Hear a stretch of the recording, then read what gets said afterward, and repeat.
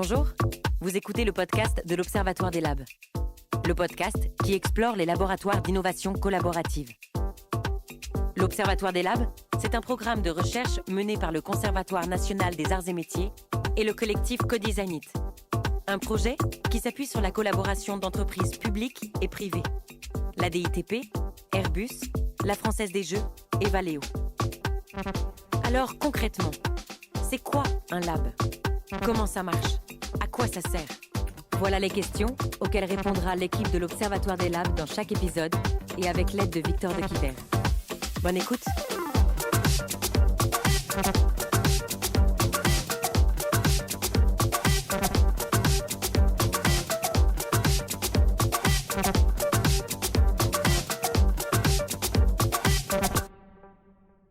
Bonjour à tous, bienvenue dans le premier épisode du podcast de l'Observatoire des Labs, le podcast de recherche coproduit par le CNAM et le collectif Co-Design It. L'ambition du podcast, plonger dans l'univers des laboratoires d'innovation, qu'ils soient publics ou privés, afin de mieux en comprendre les enjeux et les effets qu'ils produisent.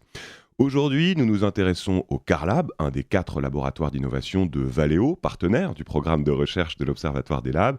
Pour rappel, Valeo est le leader mondial de l'équipement automobile. C'est environ 17 milliards de chiffres d'affaires par an et plus de 100 000 salariés dans plus de 30 pays. Il y a 2 ans, un de leurs laboratoires d'innovation, le CarLab donc, a décidé de lancer un challenge, le Carbon Challenge. L'idée est simple, mettre à contribution les salariés via l'intelligence collaborative afin de générer des idées pour diminuer les émissions de CO2 du groupe. Alors ce cas nous intéresse particulièrement parce qu'il est révélateur d'émissions réalisées par les laboratoires d'innovation. Pour en parler de manière très concrète, j'ai la chance de recevoir Christopher Gries. Bonjour Christopher. Bonjour Victor. Vous êtes responsable du CarLab chez Valeo. Vous avez également coordonné le Carbon Challenge, un projet qui va nous servir de fil rouge tout au long de cet entretien. Mariam Ahmed, bonjour, bienvenue. Bonjour. Vous êtes ingénieur en recherche et développement chez Valeo et vous reviendrez pour nous sur un projet que vous avez initié grâce au Carbon Challenge et qui est né donc de l'intelligence collaborative. Enfin, à chaque épisode, nous prendrons de la hauteur sur cette discipline avec nos experts indépendants, Catherine Folliot de chez Co-Design It. Bonjour Catherine. Bonjour Victor. Et Manuel Zaclade, chercheur au CNAM. Alors le CNAM, c'est le Conservatoire national des arts et métiers. Bonjour. Bonjour Victor, c'est tout à fait ça. Alors Manuel, pourquoi est-ce qu'on fait de la recherche sur les laboratoires d'innovation collaborative et surtout pourquoi être associé à une entreprise comme Valeo dans la démarche de l'Observatoire des Labs ? Eh bien parce que c'est une modalité particulièrement originale de développement de l'innovation dans les entreprises qui touche à la fois aux aspects organisationnels, managériaux et techniques. Le lab va nous permettre d'observer de nouvelles pratiques et activités in vivo en fait. Et Valeo est intéressant parce qu'ils ont initié assez tôt une démarche de lab qui a essaimé dans la plupart de leurs business units et ça nous intéresse particulièrement de suivre leur évolution dans le cadre de ce partenariat avec eux. Alors, Christopher Gries, entrons tout de suite dans le vif du sujet. Pour une entreprise au rayonnement mondial comme Valeo, l'innovation est sans doute une nécessité vitale. Vous me disiez tout à l'heure que la moitié des technologies n'existaient pas il y a 3 ans. Donc, l'innovation est un carrefour absolument important pour vous. Tout à fait, l'innovation, elle est absolument au cœur de la stratégie de Valeo. Et c'est pour ça qu'on a un besoin de développer de plus en plus d'innovation parce que le marché s'attend aussi à avoir de plus en plus d'innovation, de plus en plus de nouveautés. En effet, quand on regarde le marché, on s'attend à avoir des choses de plus en plus sûres et de plus en plus propres aussi. Et pour ça, vous avez donc mis en œuvre, Valeo, j'entends, 4 laboratoires d'innovation collaborative, dont 3 en région parisienne. Alors, il y en a un à Créteil qui s'occupe de l'expérience digitale, un au Caire, qui est plutôt porté logiciel, un à Palaiseau, qui est plutôt axé sur la santé, et un à Cergy, donc le CarLab, qui est plutôt système de propulsion. Vous, Christopher, vous êtes donc responsable de ce CarLab. En un mot, à quoi ça sert et qu'est-ce que c'est ? Alors, pour faire très très simple, le CarLab permet d'explorer des territoires que le reste de l'organisation ne s'autorise pas à explorer pour des raisons très opérationnelles. Et donc, on tire un petit peu l'élastique pour aller intéresser, voir s'il y a des sujets où il y a de la valeur et les transformer en innovation par la suite. Ce que vous appelez valeur, c'est de la valeur financière ou aussi de la valeur culturelle ? Comment est-ce qu'on différencie les uns et les autres ? Ça peut être aussi de la valeur sociale. Je parlais tout à l'heure d'innovation qui doivent promouvoir une mobilité plus sûre. Ça peut être des technologies qui vont justement permettre ça, sans forcément avoir une rentabilité financière particulière. Alors c'est à travers le CarLab justement que vous avez créé le Carbon Challenge. L'idée c'était de mettre à contribution l'ensemble des salariés afin de trouver des solutions pour réduire les émissions de CO2. Absolument. Et d'ailleurs, à ce titre-là, on s'est pas freiné de quelque mesure que ce soit. C'est-à-dire qu'on a considéré toutes les émissions de CO2 pour lesquelles Valeo pourrait avoir une contribution ou pour lesquelles Valeo est responsable. Ça allait typiquement de l'utilisation de nos bâtiments Ouais. jusqu'à l'utilisation de nos usines, voire l'utilisation de nos produits et leur recyclage. Oui, parce qu'en plus vous fabriquez du transport, donc des machines qui a priori génèrent du CO2, en tout cas pour l'instant, même si je crois que ça y est, vous êtes aussi en train de pivoter vers l'électrique.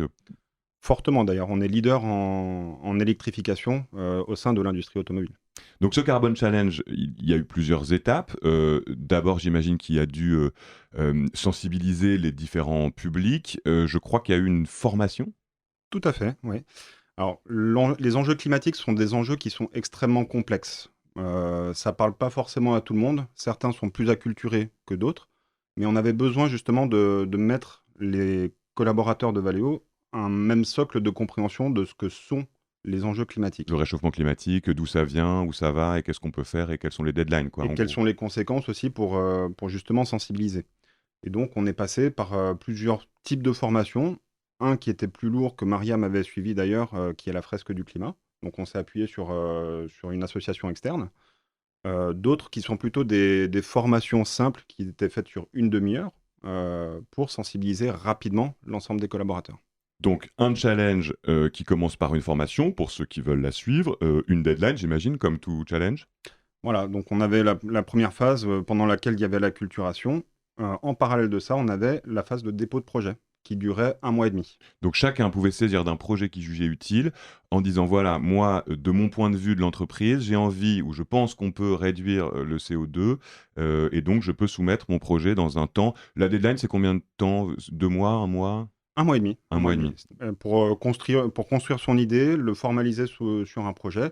À savoir, quand je dis un projet, c'est j'ai identifié ce problème à résoudre, je propose ça. Pour y arriver, je vais avoir besoin de tant de moyens, de tant de temps, et je pense qu'il y aura tel bénéfice CO2 derrière. Quels étaient les critères? Est-ce que tout le monde pouvait déposer n'importe quoi, j'ai envie de dire, ou est-ce qu'il y avait quand même un cahier des charges assez spécifique sur voilà, les critères des projets? Alors, tout était accepté et éligible du temps qu'on répond à la question: «Comment pourrions-nous réduire les émissions de CO2 de Valeo?» Ensuite, derrière, il y a eu un jury qui s'est attaqué à éplucher l'ensemble des dossiers pour regarder, sur des critères de faisabilité, à la fois techniques, financières, de moyens, si on savait le faire, et le bénéfice CO2 qu'on pouvait mettre en face. J'imagine que quand on lance un challenge comme ça, on doit aussi avoir un peu peur de faire un flop, non? Si on lance un truc et si personne répond? Je vous le cache pas que les derniers jours sont un petit peu anxiogènes parce que 95 des projets ont été déposés la veille. Oui, ce qui est quand même pas mal. Manuel Zaclade? Oui, Christopher, qu'est-ce qui gagnait les gagnants du concours? Ils bénéficiaient de quoi? D'une aide financière, d'un soutien logistique, Alors, opératif? ils bénéficiaient d'un soutien à la fois méthodologique et financier pour mener à bien leur projet. Après, sur le plan personnel, ce que les collaborateurs en retiraient, et ça, c'est le témoignage qu'on a eu, qui était très récurrent, c'est de la visibilité. C'est-à-dire que, bah, on est vu par le management, on est un peu sous toutes les lumières et donc, bah, peut-être pour des développements de carrière, c'est très utile. On a eu des exemples de gens qui ont passé des grades d'expertise au sein de l'entreprise, parce que justement, ils étaient visibles.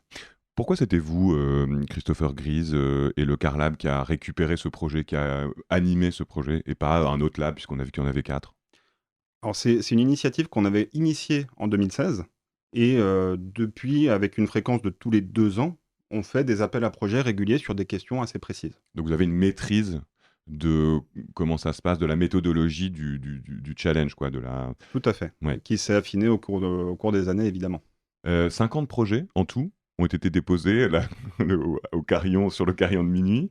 C'est beaucoup, c'est pas beaucoup par rapport au précédent challenge? C'est beaucoup étant donné le niveau de maturité qu'on demandait au projet. C'est-à-dire qu'il fallait vraiment, documenter le problème à résoudre ainsi que la solution proposée. C'était pas juste une feuille volante, qu'on envoyait comme ça, «Tiens, j'ai une idée» sur un post-it. Non, non, c'était quelque chose qui était documenté, donc c'est beaucoup. Donc vous avez récupéré les projets, ensuite il y avait un jury. Ce jury était composé de vous, c'est-à-dire vous étiez à la fois jugé parti, ou est-ce que c'est un jury indépendant? Comment vous avez pensé cette étape-là? Alors, moi, je ne faisais pas partie du jury, j'étais uniquement là en tant qu'animateur du jury. Et on a voulu que le jury soit représentatif de l'organisation. Donc, on a été voir le comité de direction avec tous les métiers qui sont représentés. On leur a dit, soit vous faites vous-même partie du jury, soit vous déléguez à quelqu'un l'entière responsabilité pour derrière avoir tous les métiers de Valeo qui sont représentés, à la fois l'industriel, la R&D, les ressources humaines, la finance, les achats, on avait tout le monde. Qu'on puisse avoir un regard complet sur une proposition, ouais, qu'elle n'impacte pas plus un secteur que l'autre. Tout à fait. Ce jury a retenu 4 projets très différents, donc Think Twice Before You Click. Mariam Ahmed, ça ressemble à votre projet. Vous avez co-créé ce projet. En quoi consiste-t-il et surtout, comment vous est venue cette idée? Et donc, déjà, la participation au Carbon Challenge, c'était très important pour moi parce que c'est quand même en parfait accord avec mes engagements que je voudrais au mieux participer à la transition écologique dans ma vie professionnelle et personnelle. Donc, c'était important pour moi de participer. Et pour, j'ai réfléchi en fait dans le cadre de mon travail comme ingénieur de recherche et développement où je peux agir le mieux en fait, parce que je suis pas dans la production et je suis plus sur mon ordinateur, je lance des calculs, je fais des simulations et donc j'utilise des outils digitaux tous les jours et je me dis que c'est là qu'il faudrait réfléchir.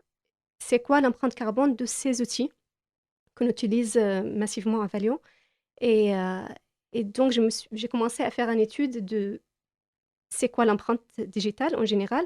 Et je me suis rendu compte quand même que cette empreinte digitale, elle est en croissance continue depuis des années. Et on dépasse déjà l'empreinte carbone de l'aviation. On est double, l'empreinte digitale, elle est le double de l'aviation. Donc, c'est quand même un axe très important sur lequel il faut travailler. Donc ça, c'est un constat. Ensuite, vous vous êtes dit, est-ce que je m'entoure de tel ou tel collègue, collaborateur, pour mener à bien ma réflexion, puis un projet? Du coup, j'ai eu des discussions avec mes collègues autour de voir qu'est-ce qu'ils en pensent. Est-ce qu'ils sont conscients de cette empreinte carbone? Et là, j'ai vu quand même qu'on n'est pas très conscient. On n'est pas très conscient de cette empreinte Parce que ça se voit pas, digitale. ça se voit sent trop. pas. Ouais. Et on a tendance à penser qu'avec le digital, on est plus en train de diminuer l'empreinte carbone globale. Mais ce n'est pas toujours le cas. Je peux vous donner un exemple sûr. concret. Dans un projet européen dont on fait partie, et il y avait un cas d'étude sur l'estimation de l'empreinte carbone de visioconférence d'un 4 heures, d'assister à une réunion à Bruxelles en visioconférence en 4 heures, ou faire le déplacement de Paris à Bruxelles en TGV. Et en fait, le calcul, il montre qu'en fait, c'est mieux faire le déplacement et aller sur place, physiquement faire assister à la réunion à la place de visioconférence. Donc ça, c'est pas évident pour tout le monde. Donc dans certains cas, oui, c'est mieux le digital, mais pas toujours. Surtout si on voit qu'on est quand même dans une sur-utilisation du digital en ce moment. Donc c'est ça qui est intéressant. Mariam Ahmed, comment est-ce qu'on se dit à un moment, on passe trop de temps, comment est-ce qu'on pose la frontière, quoi? C'est ça, en fait. C'est réfléchir 2 fois avant qu'on fait une action. Ok. Donc, Think twice before you click. exactement. Donc, les choses ne sont pas gratuites. Donc, quand j'envoie un email pour dire merci à quelqu'un, est-ce que c'est vraiment important d'envoyer Vous êtes cet email? contre la politesse, en fait. Voilà. Des fois, on est poli, mais on peut être poli Surtout qu'on autrement. peut se lever du bureau et dire merci Catherine, merci Manuel, quoi. Voilà. Ou quand on envoie la demande, Bien on sûr. dit on vous remercie, on avance, Ouais. par exemple. Mais Donc c'est des choses assez simples en fait. Vous, c'était de faire un constat, de le documenter et ensuite de proposer une méthodologie culturelle presque en fait, parce que c'est des habitudes. Exactement. C'était là où... Exactement. Ok. Est-ce que vous avez l'impression que le lab vous a aidé dans cette phase de dépôt de projet, ou est-ce qu'au contraire vous êtes senti libre dans un bon ou dans un mauvais côté? Comment vous situez par rapport à ce CarLab? Pour la proposition de projet, déjà, la formation qui était proposée à l'avance, elle nous a quand même guidés sur les grandes lignes qu'il faut suivre pour le dépôt. Et donc ça, c'était très utile. Et par la suite, quand on avait besoin, quand on a une question, ils étaient disponibles pour qu'on pose une question par chat et sur la formalité, des fois nous aider un peu de construire nos projets.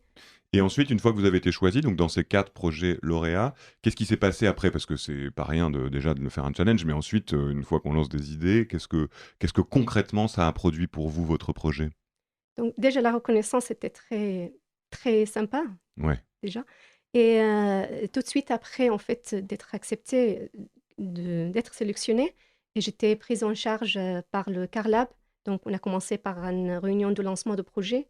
J'étais, présentée à mes sponsors. J'ai eu 2 sponsors de Vous Valio. gérez encore le projet aujourd'hui, ce projet que vous Oui, avez tout initié. à fait, Et oui. vous avez vu déjà des changements, des concrets, dans l'organisation ou même dans votre service, sur cette économie de technologie et donc de CO2, d'émissions de Donc CO2? on n'est pas encore, là. Donc en fait, aujourd'hui, on a fini de faire l'estimation de nos empreintes carbone digitales à Valio. Valeo Lié, entièrement? oui, lié à l'usage. OK. Lié à l'usage seulement, je spécifique et on s'intéresse à l'usage parce qu'il y a la partie usage qui est 60% de cette empreinte carbone. Il y a le 40%, ils viennent de production des équipements. Donc nous, on s'intéresse vraiment à ces 60%. Et du coup, là, on a fait l'estimation et on commence à travailler sur le kit de communication. Donc là, on est en train de travailler avec des personnes de com, de, euh, de commencer un guide pratique Mmh. dans lequel on va donner des actions concrètes à nos collaborateurs. Comme ça, tout le monde va s'engager dans ces changements. Et vous, Christopher Grise, c'est là où s'arrête l'action du lab, du Carlab? Une fois qu'on aura fait ce kit de communication-là, je pense que le projet sera autonome de toute façon. Et l'action du Carlab s'arrêtera forcément parce qu'on a aussi après, on est en 2022, le Carbon Challenge c'était en 2020. Donc vous me voyez venir, peut-être qu'il y aura un autre challenge en Là, 2022. dans quelques mois. Donc là, on prend un projet en particulier, mais il y en a eu 3 autres à des endroits différents. Vous voulez ajouter quelque chose, Mariam, Ahmed? Oui, oui.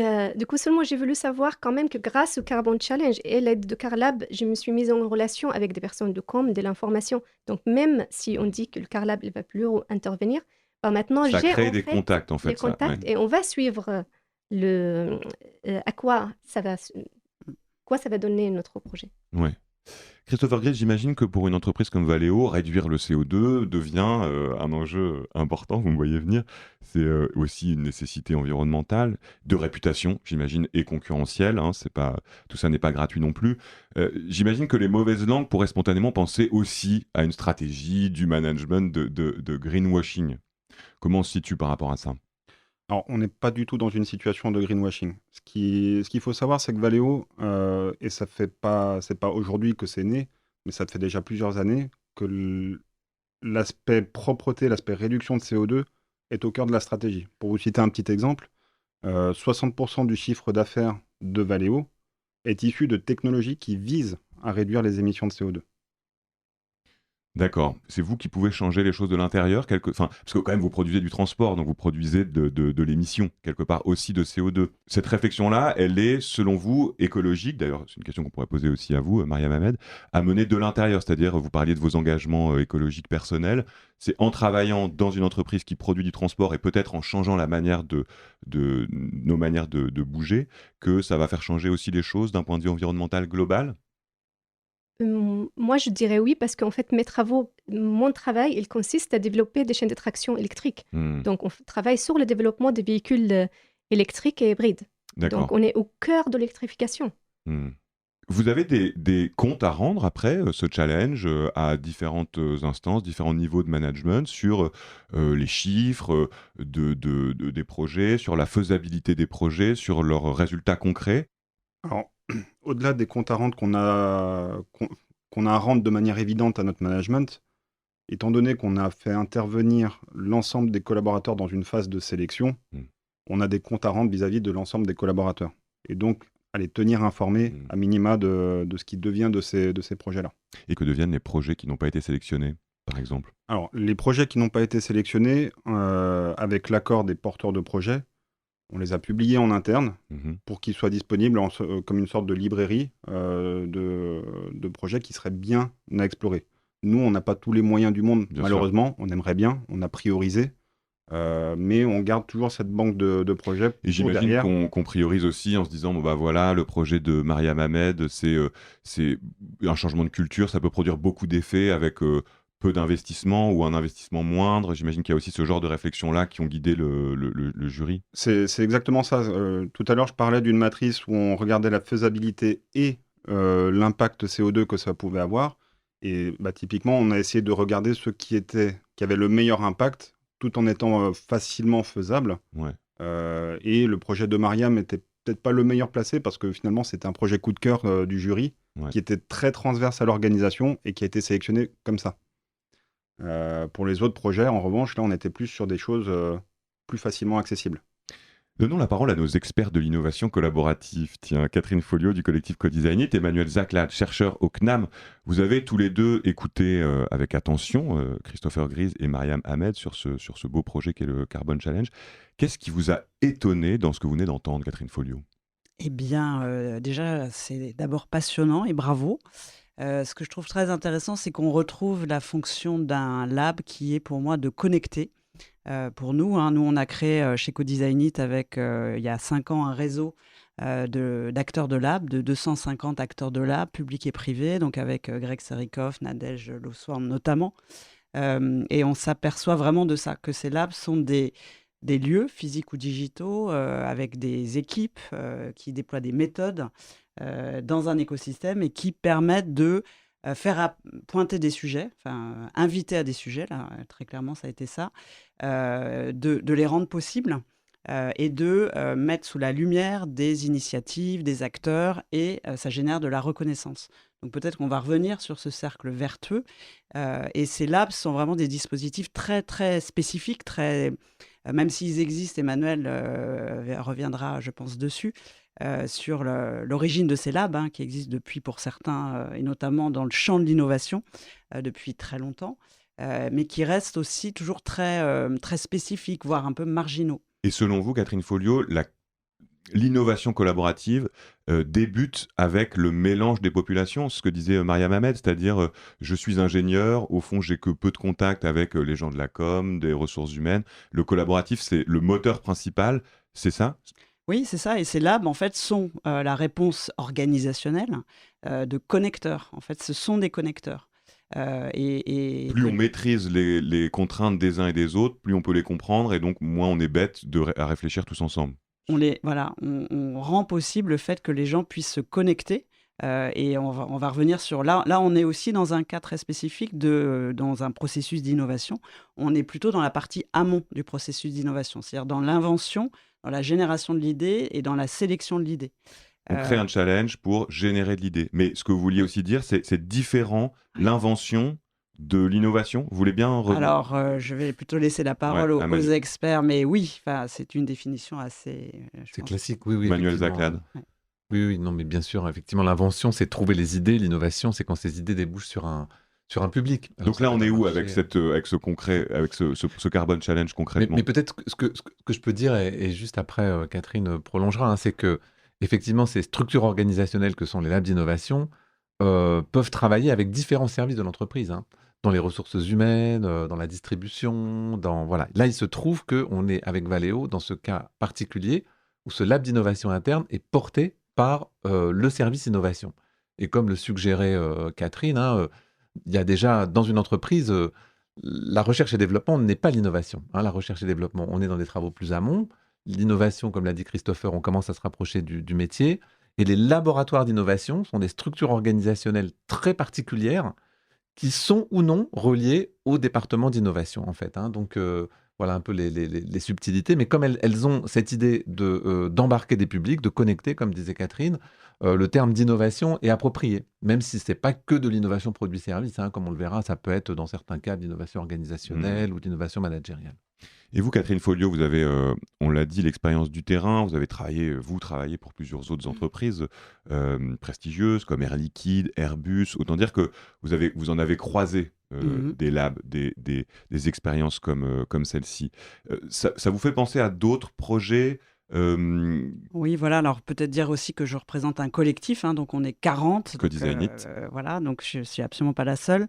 Et donc oui, alors pour nous, on est vraiment là dans un exemple sur un processus d'innovation et plutôt un processus amont, c'est-à-dire de la génération d'idées, de la sélection d'idées. Et pour nous, dans ce réseau du Lab des Labs où il y a 250 acteurs de lab, je dirais c'est plutôt un tiers des cas. Un tiers des cas, c'est-à-dire que c'est fondamental parce que ça permet de générer, d'initier. Les 2 tiers restants étant plutôt la suite, c'est-à-dire comment on fait, par exemple, Maria décrit son idée, elle l'a mis en œuvre, ça existe, et peut-être qu'à un moment, son idée va rencontrer des résistances. Son projet plutôt, parce que là, on est déjà dans la concrétisation. Et que vous aurez envie, elle aura envie, le collectif autour de ce projet aura envie d'assurer sa démultiplication, d'assurer sa diffusion au plus grand nombre, parce que vu déjà les bénéfices, qui sont déjà très concrets, voilà. Donc le lab pourra aussi, mais ça c'est un temps plus aval, et du coup ça rejoint à quelle direction le lab appartient. Parce que le CarLab a fait son travail, c'est-à-dire son intention, c'est de développer de l'innovation rattachée à la R&D, donc on est plus dans un processus amont. On pourrait, par exemple, des cas comme Air Liquide, qui a un lab plutôt aval, qui s'appelle le Business Lab, par exemple, qui va accélérer des projets qui existent, mais qui rencontrent des difficultés. Voilà. Des endroits neutres, ou en tout cas, on fait des choses, des actions, on mène des actions, des réflexions qu'on ne pourrait pas mener ailleurs. Moi, je crois que ce sont vraiment des lieux de connexion, vraiment. Et c'est des lieux fondamentaux, finalement, dans les organisations, qui sont très agiles aussi, c'est-à-dire qui, finalement, n'a pas besoin non plus de beaucoup de moyens. Ça vous le mesurez, Christopher Gris, ce que raconte Catherine Folliot tous les jours dans votre CarLab? Oui, c'est des choses qu'on constate tous les jours. Par exemple, on a lancé un nouveau service de facilitation en interne. Et le constat qu'on fait, c'est que C'est-à-dire les que gens vous offrez à certains groupes la facilitation de projets? de projets, d'ateliers, de points qui sont un peu durs dans leur projet, on leur propose de démêler un petit peu le sujet. Et le constat qu'on fait, c'est que les gens ont besoin de se parler. Les gens n'arrivent pas à vraiment communiquer. Et en fait, nous, justement, on arrive à mettre tout ça à plat et à les faire avancer tous ensemble. On les aligne quelque part pour qu'ils puissent derrière avancer de manière coordonnée. Poser le problème, le spécifier et éventuellement dérouler une méthode Catherine Folliot. Non, ce que je trouve aussi très intéressant dans le cas du CarLab et du Carbon Challenge, c'est ce parti pris d'avoir fait cette formation au départ. Pour un sujet très complexe, hein, vous l'avez dit, hein, souvent ces labs aussi travaillent sur ces problématiques complexes, et le fait de s'aligner, de s'acculturer, ça fait partie aussi des méthodologies. Les labs utilisent beaucoup des méthodologies de type issues de MJ Taylor, avec 3 temps, un temps de scan, un temps de focus et un temps d'acte. Donc le scan, c'est comment on crée des conditions pour que les personnes puissent s'embarquer dans un sujet, puissent comprendre, puissent s'aligner. Il ne s'agit pas de sauter sur la solution, mais de prendre un temps pour évaluer le contexte. C'est ça que vous dites. Exactement. Ouais. Et ça, c'est vraiment... Donc là, c'est de la méthodologie. Ouais. Et ces labs aussi ont vraiment... ce sont des professionnels qui... Autrement dit, la facilitation ou l'intelligence collaborative, c'est pas arriver avec des solutions, mais c'est au contraire avec une méthodologie qui permette aux autres de trouver les solutions. Absolument. Le Lab des Labs, Catherine Folliot, qu'est-ce que c'est ? Le Lab des Labs, c'est un réseau de à peu près 250 acteurs de lab, publics et privés, qui a été initié par Co-Designit il y a 5 ans. Et donc, ce sont des journées d'échange et de production. On a notamment coproduit un livre qui s'appelle Le Lab des Labs aussi, qui est un manuel en Creative Commons, coécrit avec Manuel Zaclade également du CNAM, qui vise à donner un peu un guide de pratique et de retour d'expérience aussi des différents labs qui peuvent se nourrir. C'est-à-dire, vous essayez aussi de créer des connexions entre labs qui eux-mêmes créent des connexions au sein de l'entreprise. Ils en ont beaucoup besoin parce que paradoxalement, je ne sais pas si on va revenir là-dessus, les labs sont à la fois essentiels et à la fois fragiles dans leurs organisations. C'est-à-dire qu'ils peuvent disparaître du jour au lendemain Oui. si des équipes bougent ou si le management change et tout ça. Exactement. Si leur leader aussi change, c'est souvent ce qui arrive. C'est très relié à une personne. Ouais. Manuel Zaclade, vous, qu'est-ce qui vous a étonné dans ce que vous avez entendu de ce projet Carbon Challenge chez Alors, Valeo? peut-être, Victor, je vais repositionner un tout petit peu la façon dont on est rentré en relation avec Valeo, hein. Bien sûr. Donc, nous, au CNAM, on était très intrigués par ce phénomène de lab d'innovation et avec notre partenaire Co-Designit, qu'on avait déjà repéré comme étant parmi les acteurs innovants, les professionnels innovants dans le développement de ces structures, on s'est dit, il faut absolument faire des études de terrain. Et donc, Valeo a eu la gentillesse de nous ouvrir voilà, son terrain et d'ailleurs de participer au cofinancement de la recherche. Et donc voilà, on cherche à comprendre qu'est-ce que c'est que ces labs d'innovation interne, puisqu'il s'agit bien de labs internes, c'est pas des Fab Labs ouverts sur du public, donc ils sont complètement intégrés au fonctionnement organisationnel. Donc, comme je vous le disais, la spécificité du lab de Valeo, du CarLab, c'est d'être connecté à un département d'innovation. Et donc, on pourrait dire que c'est le sens originel de l'innovation. Ce programme de recherche, il est notamment coporté par mon collègue Gilles Garel, qui fait du management de l'innovation au CNAM. C'est vrai que d'abord, la question, c'est de produire des nouveautés, de résoudre des problèmes, notamment par rapport à ce qu'on offre aux clients des produits et des services de l'entreprise. Vous avez dit à plusieurs reprises, on fait de l'innovation collaborative.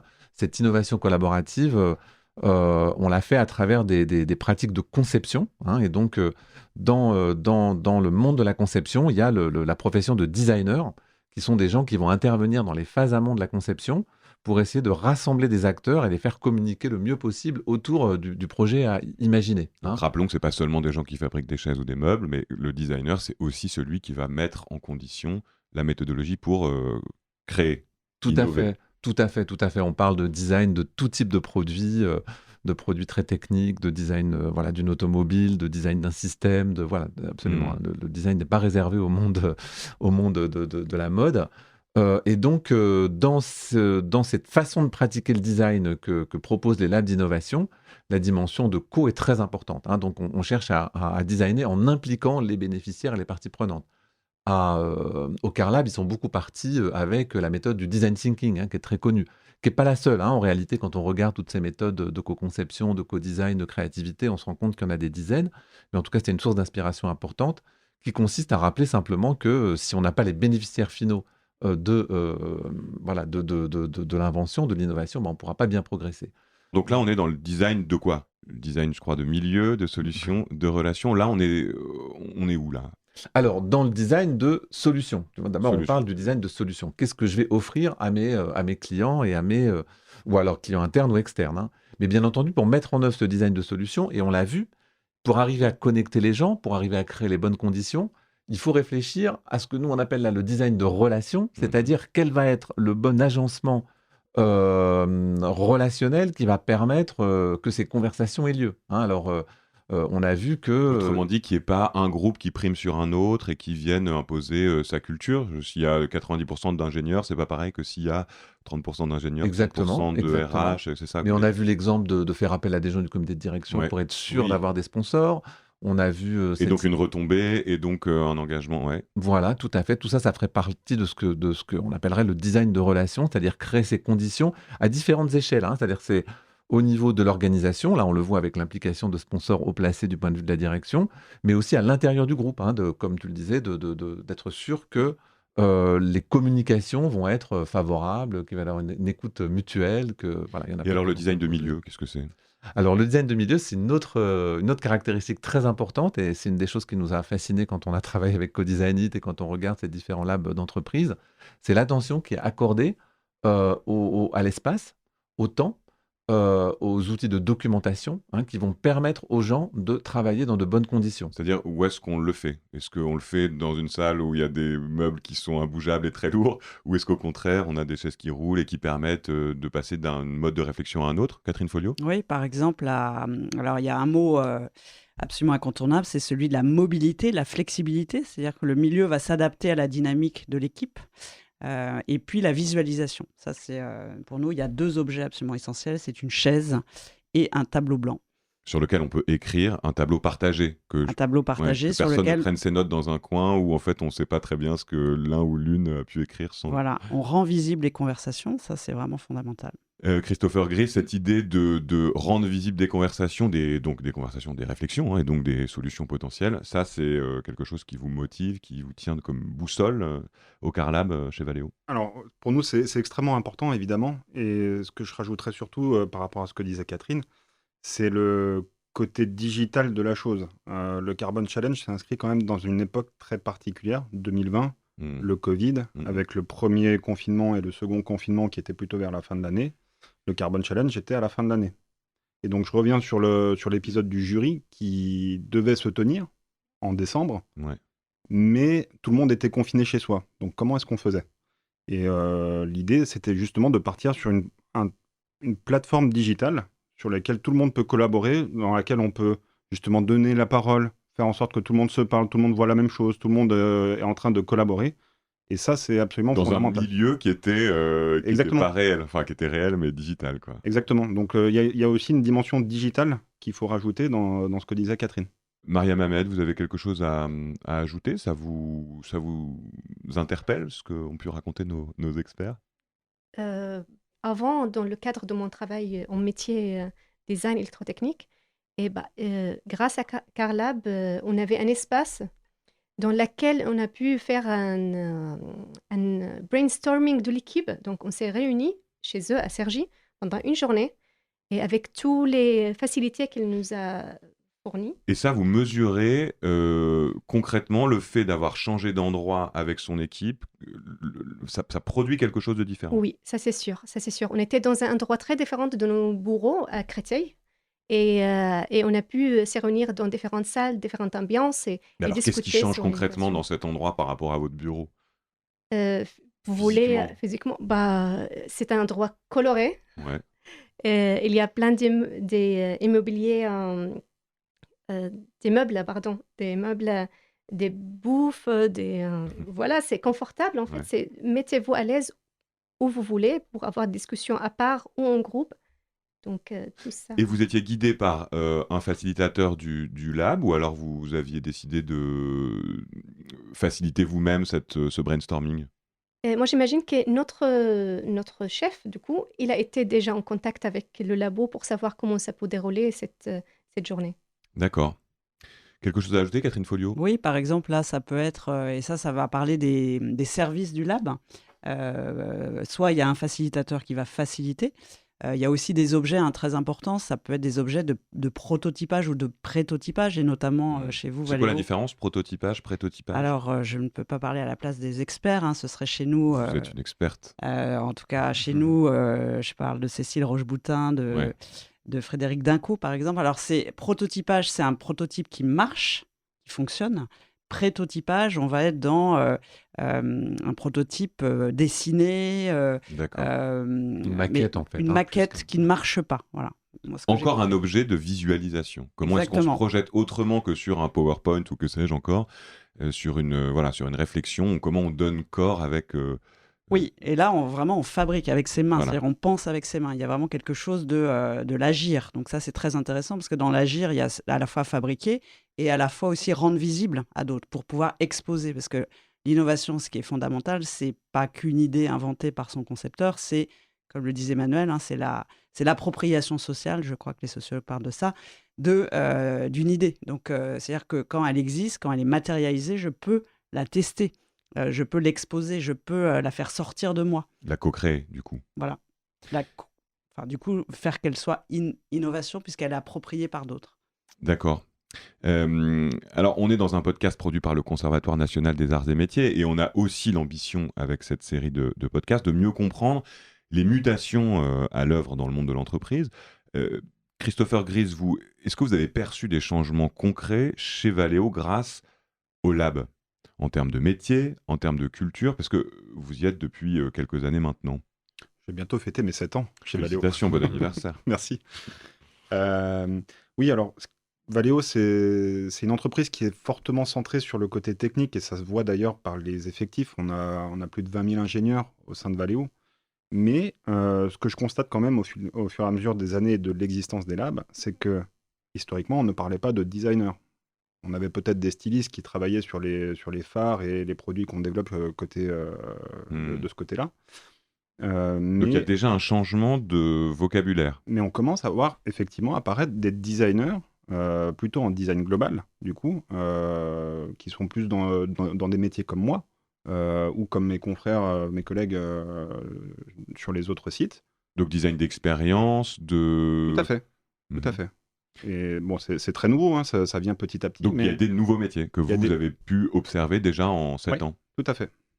Et en termes de culture, est-ce que ça change? Est-ce que vous avez déjà mesuré des changements chez vous? Ça commence à insuffler, c'est encore un peu timide, un peu difficile à mesurer très très concrètement, mais on commence à voir des projets d'innovation qui naissent différemment. C'est-à-dire que historiquement, on était vraiment dans des sujets ultra techniques, alors que maintenant, on commence à anticiper un peu plus la partie marché, la partie appétence de l'utilisateur, la partie est-ce que ça va trouver preneur avant de dire bon, ben, on va faire une machine qui aura un rendement beaucoup plus élevé, etc., etc. Ce que vous êtes en train de dire, et peut-être qu'on va donner la parole à Manuel Zaclade, c'est que c'est ce qu'on appelle le techno-push, non? Enfin, j'imagine qu'une entreprise comme ça, avec 20 000 ingénieurs, comment vous définiriez ce que c'est? Et est-ce que effectivement ces grosses entreprises-là sont en train de changer de culture? Alors, je pense que le cas En de termes Valeo d'innovation. est en plus spécifique, hein, parce que, disons, depuis maintenant assez longtemps, dans beaucoup d'entreprises, l'idée qu'il faut faire travailler de concert les ingénieurs et les marketeurs, elle est bien installée.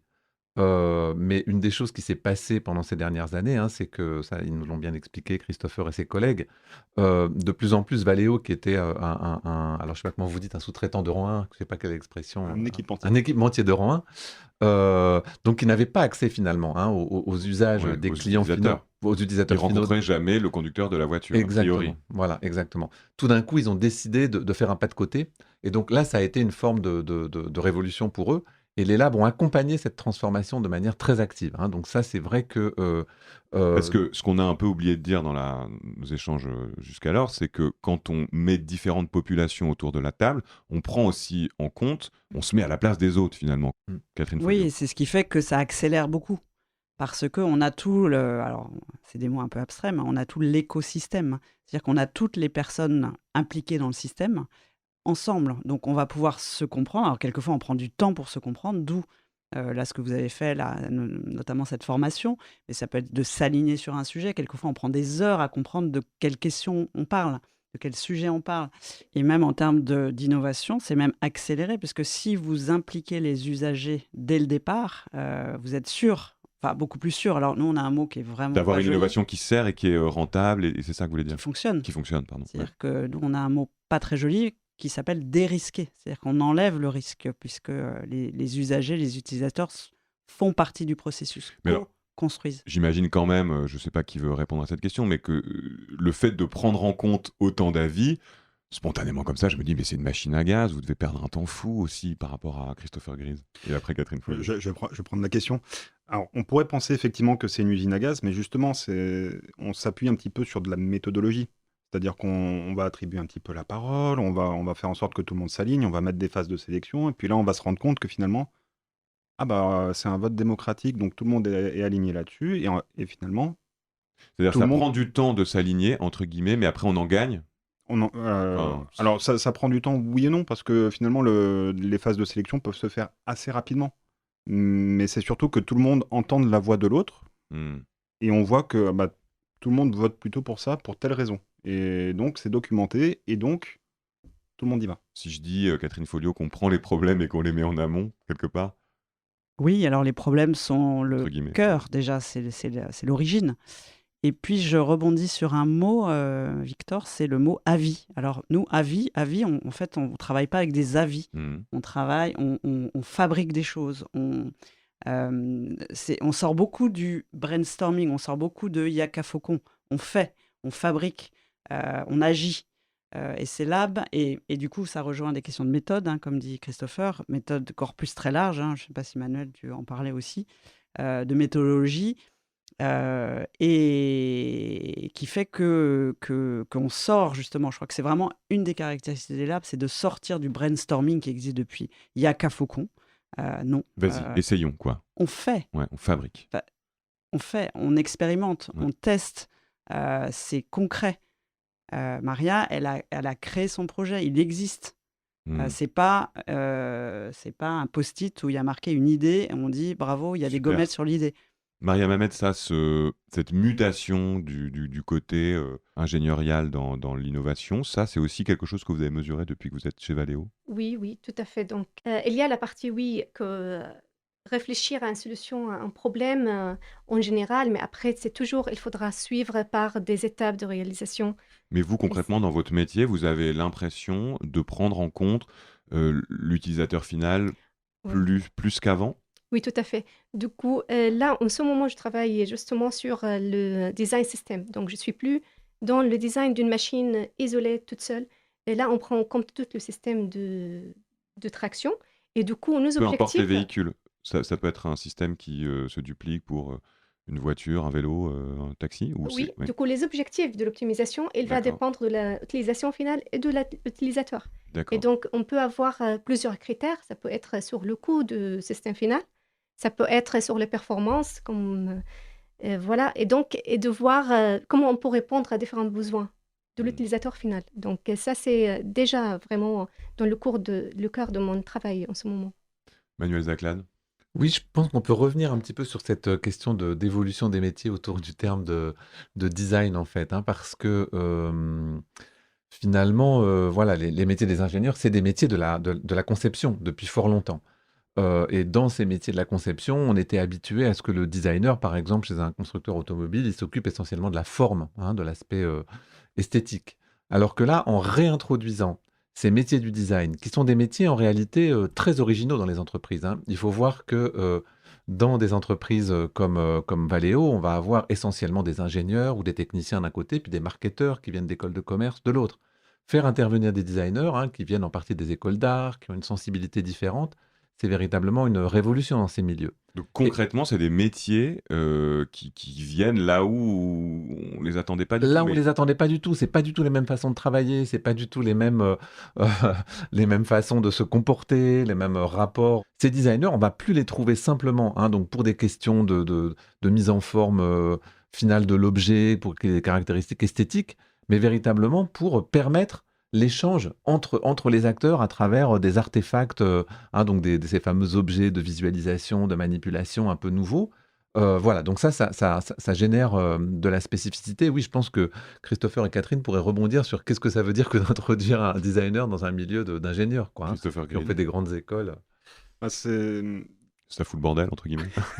Je vais pas le dire avec ces mots-là, mais c'est vrai que les méthodes de travail sont très différentes. Je vais faire le parallèle avec les métiers d'ingénierie, où on se repose plutôt sur des méthodologies en cycle en V, c'est-à-dire qu'on a une idée du système qu'on veut concevoir et donc on va cascader cette conception sur les pièces, sur les composants même qui constituent les pièces. Enfin, on cascade cette méthode de conception et on va valider à la fin.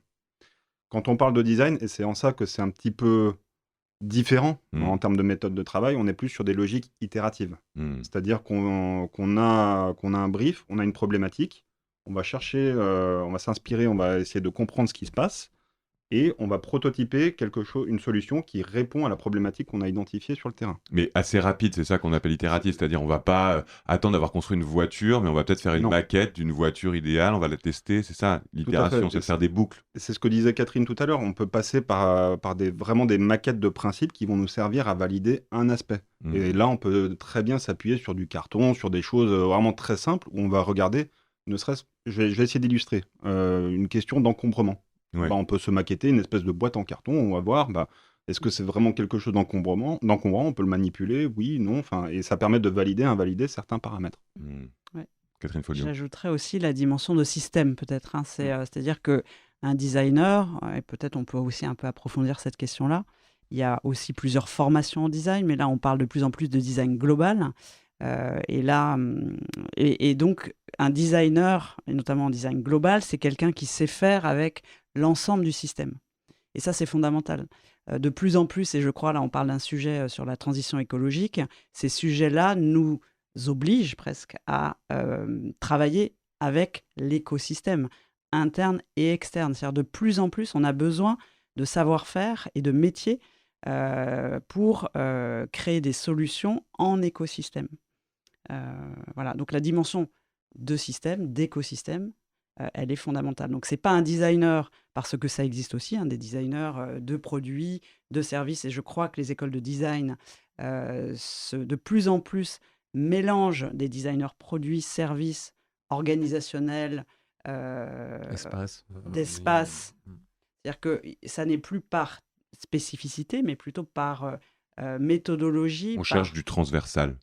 On cherche du transversal, on cherche de l'état d'esprit, on cherche. Alors nous, on est, pardon. Non, je vous en prie. Ouais, on est nous co-designers, donc nous dans la famille du design, on est la petite famille des co-designers, on co-conçoit, mais ça veut dire que nous, on sait assembler les autres en fait. C'est ça notre compétence.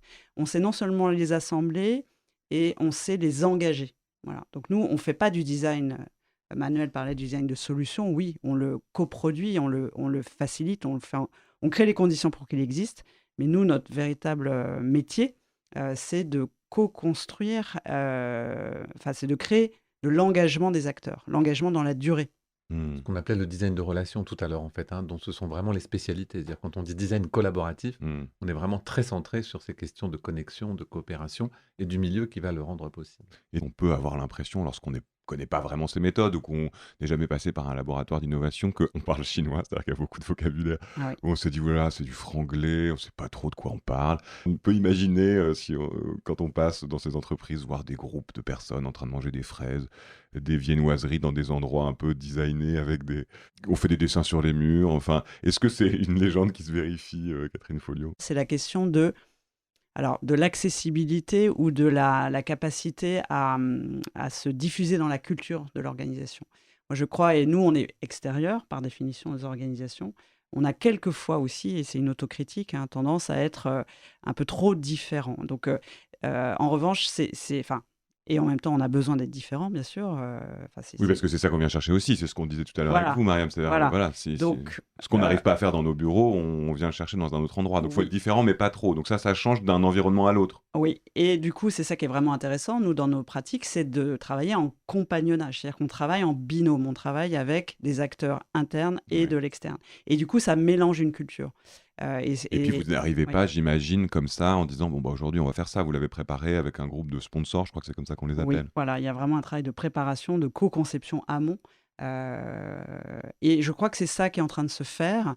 Enfin, il y a vraiment cet enjeu-là de diffusion. Alors, il y a plein d'exemples très différents qui passent par de la formation, qui passent par le fait qu'il y ait de plus en plus de métiers internes. De facilitateurs internes, vous voulez dire ? De facilitateurs internes. Finalement, c'est quelque chose qui est extrêmement cadré. C'est-à-dire que... Ça a l'air cool, ça a l'air de rien, et en fait, on produit. Et en fait, on produit, c'est-à-dire que quand on va préparer un atelier en amont, on fait vraiment un minutage très précis. On se dit, on va faire un petit moment de café où les gens vont pouvoir discuter ensemble. Après, on va faire une introduction. Comme ça, tout le monde va arriver sur le même pied d'égalité. Puis ensuite, on va partir dans des modes de production, etc. Pour paraphraser Manuel Zaclade, le design de relations s'improvise pas. Et donc, du café jusqu'à... Et de milieu, là, en l'occurrence. Et de milieu, tout à fait. Tout ça sert à... Et ça a été pensé, réfléchi. Il y a une méthodologie.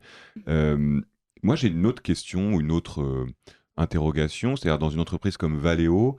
Donc il y a beaucoup d'ingénieurs, mais j'imagine qu'il y a aussi beaucoup d'ouvriers. Vous êtes sur plus de 31 pays, je ne sais pas combien de centaines de sites, plus de 100 je crois, presque 180 si j'avais bien vu. C'est ça. Comment est-ce que concrètement, parce que là on dit voilà, il faut mélanger les publics, est-ce que concrètement on a dans ces sessions autant d'ouvriers que d'ingénieurs, voilà, ou est-ce qu'en fait c'est des vœux qui finissent, parce que c'est compliqué aussi, on peut aller chercher un ouvrier qui habite au Caire ou je ne sais pas quoi, de l'avoir dans ces sessions. Qui veut répondre à ça ? Manuel Zaclade. Non, mais parce que, en fait, La question que tu poses, Victor, c'est la question de la conception, c'est-à-dire qui conçoit dans une organisation.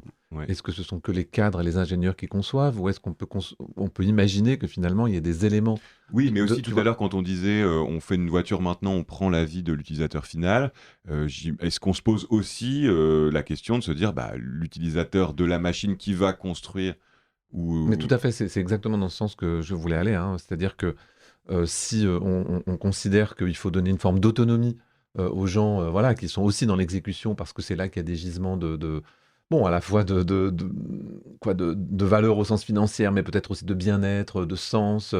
Du coup, on va élargir le cercle, hein. On n'est plus que sur les ingénieurs qui sont les concepteurs officiels, mais on a toute une autre population qui est concernée. Catherine Folliot.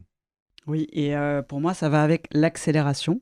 C'est-à-dire, là aussi, se demander pour une problématique de réunir les acteurs impliqués dans le système.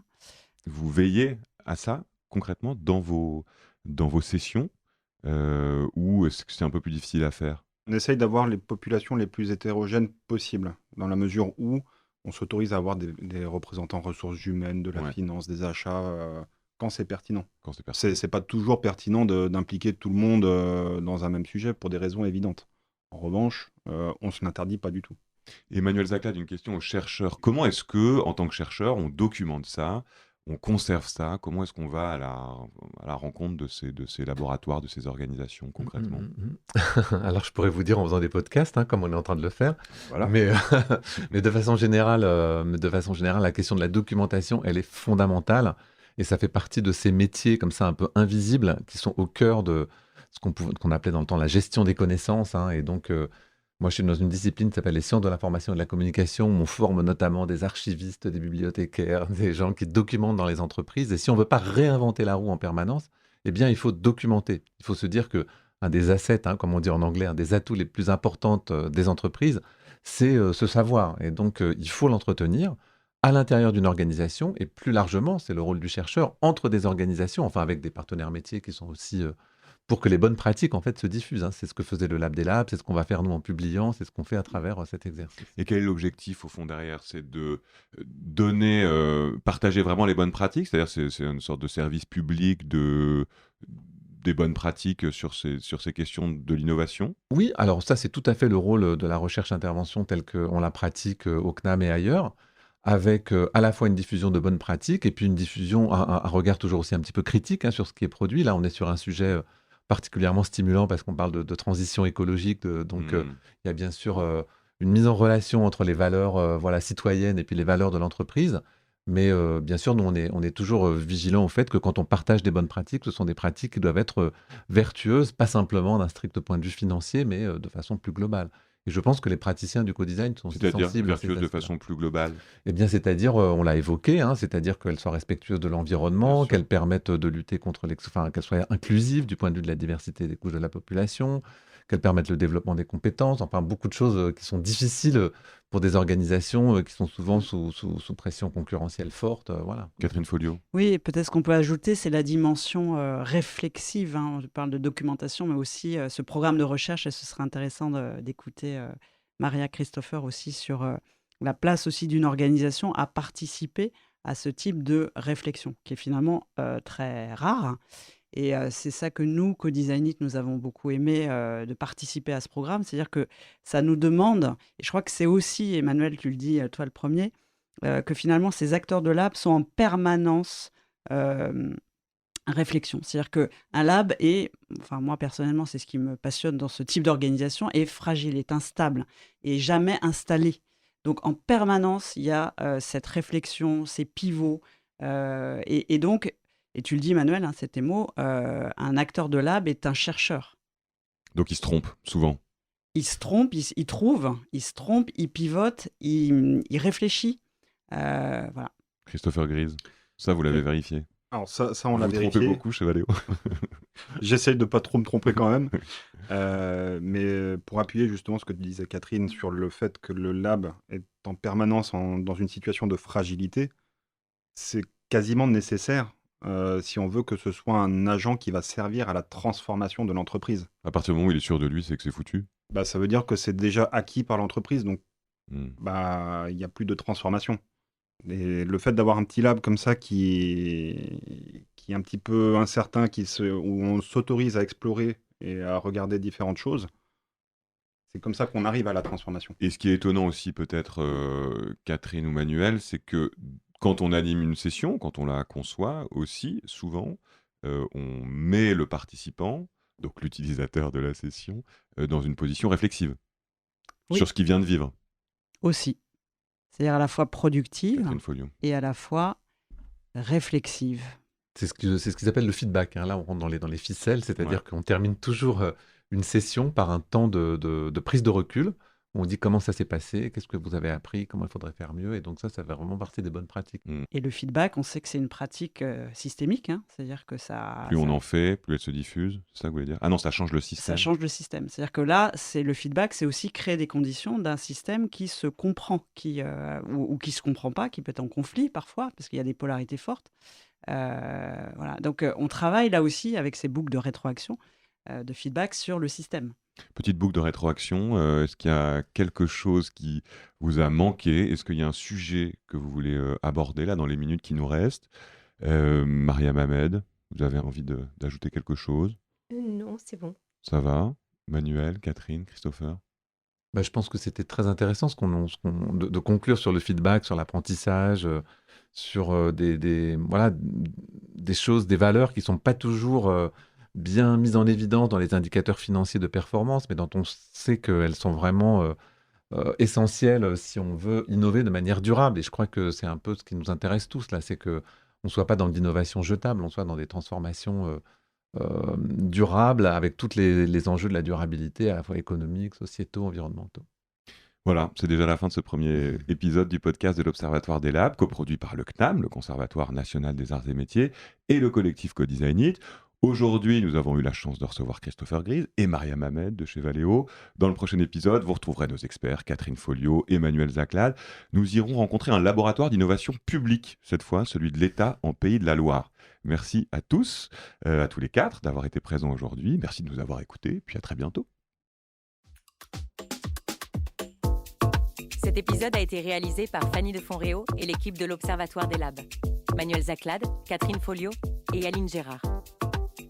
Un grand merci à toutes les entreprises et laboratoires d'innovation collaborative partenaires de l'Observatoire des Labs qui ont rendu cet épisode possible. Vous pouvez retrouver tous les détails du projet sur le site internet de l'Observatoire des Labs, www.observatoiredeslabs.recode.net. RECODE, c'est pour recherche-intervention par le co-design. Enfin, n'hésitez pas à partager, noter et commenter notre podcast sur toutes les plateformes d'écoute. Nous serons ravis de vous lire. À très bientôt.